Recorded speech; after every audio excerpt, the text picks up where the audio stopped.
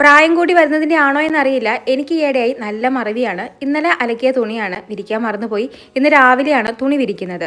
അരച്ചു വെച്ച മാവൊക്കെ തീർന്നു. അതുകൊണ്ട് രാവിലെ തന്നെ കൈയോടെ ഉഴുന്നും പച്ചരിയും വെള്ളത്തിലിടാമെന്ന് കരുതി അങ്ങനെ ഉഴുന്നും പച്ചരിയൊക്കെ നല്ല വൃത്തിയായി കഴുകിയെടുത്ത് പച്ചരി കുറച്ച് ഉലുവയും ഇട്ട് കുതിരാൻ വേണ്ടി അതങ്ങ് അടച്ച് മാറ്റി വെച്ചു കേട്ടോ.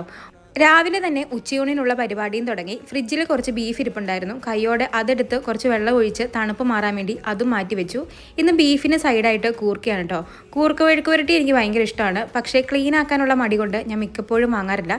ഈ തവണ എന്തായാലും മാർക്കറ്റിൽ പോയപ്പോൾ നല്ല കുഞ്ഞു കൂർക്ക കണ്ടു. നല്ല ടേസ്റ്റാണ് കുഞ്ഞു കൂർക്കയ്ക്ക്. എന്തായാലും എൻ്റെ കുറേ നേരത്തെ പരിശ്രമത്തിൻ്റെ ഫലമായി കൂർക്കയൊക്കെ ക്ലീൻ ആക്കി. ആ സമയം കൊണ്ട് എൻ്റെ ബീഫ് കറിയും റെഡിയായി.